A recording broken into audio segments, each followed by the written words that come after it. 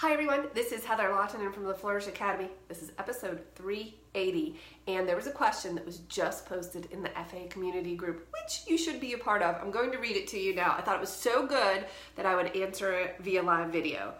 Friend of mine says, I've just had a friend who wants to book a paid session with me for next year for her family reunion. This is large group photos, separate family photos, each family, candids throughout the day, about 3 to 4 hours of coverage. I am starting to get serious in starting my business and just started to charge a nominal amount as of 2 days ago. So that gives you an idea where she's at with her business, just starting out.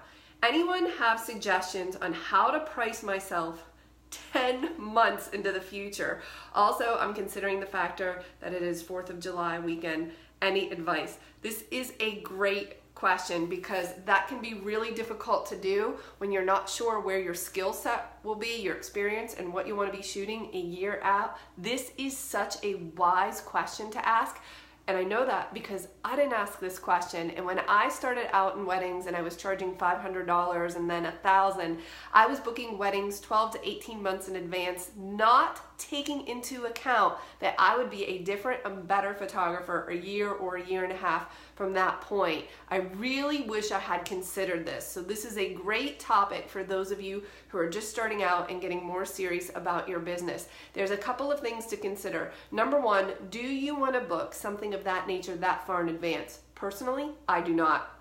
So when I get requests like that, I say, thank you so much for checking in with me. I'd love to do this for you. I start booking those sessions in January or February of 2019. So I'm not gonna book a family reunion a year in advance. I'll book a wedding a year in advance, but I won't book a portrait session a year in advance. That's just too far ahead. So you can say to her, hey, I can mark that off on my calendar. Let's touch base in January or February to finalize the details. I don't have my 2019 pricing yet.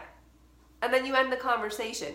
You can say that. And if she says, okay, well, never mind, I want to secure someone as of today, or I need to know the pricing, you can just say, thank you. Of course, I understand that. I just don't have my pricing available yet for 2019. And I don't think that would be a problem. Now, if you really want to shoot it, then you have to start thinking in terms of what your hourly coverage or your hourly rate would be for something like this. So let's say, for instance, you decide you're at $100 an hour for your time in the files for events. We're talking about events. This is different than portraits. We're not talking about in-person sales, and we are not talking about weddings.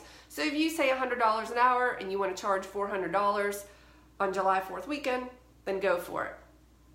I personally, July 4th weekend, $400 is not worth me leaving my homestead for. So you also have to set your happy price. I have Heather's happy price for leaving my homestead. I have a happy price for working on a holiday. And by the way, there are some holidays that are worth no price to me. Like, I'm never gonna work a Christmas wedding, never. You cannot get me in December, period, but you certainly can't get me around Christmas.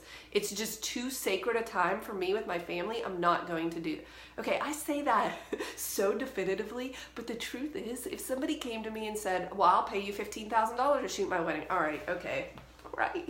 You got me. I might consider it. So you have to be able to project out what ideally would you want to be charging for events. If you were to think about your business in a year or two, what would you want your business to look like? And there is no problem with you saying, well, if I were going to work a Saturday in July on an event, I would want to be paid at least $1,000. So if you said to this person, it's $1,000, she might say great and she might not, or you could set up a payment plan and that might be okay.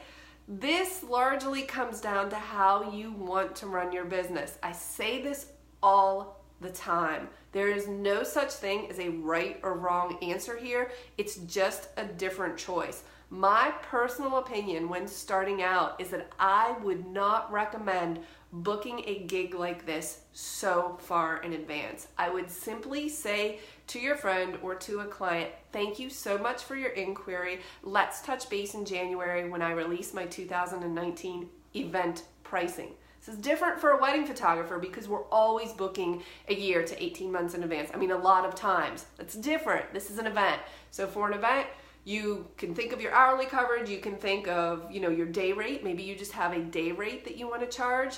And understanding that you are going to be a different and better photographer now than you are then. I said that backwards. You're going to be a better photographer in the future than you are, you know what I meant, than you are right now. And you have to take that into consideration. So don't let any self-doubt or low confidence with your skill set enter into play here. You have to think, I know that I'm going to be a better photographer in a year. And how much would I feel comfortable charging? How much would I feel comfortable leaving my family on a holiday to photograph somebody else's family event? And for me, that number's pretty high, but it depends on your business model. If you have any questions related to this, this is one of my favorite topics because I was not so bright with this approach. And what ended up happening to me for several years, because I'm very slow to learn, is that I would have weddings back to back in the summer where one weekend I was making $1,200 for a wedding and the next weekend I was making like $3,800. And I did my best job at all of these weddings, of course.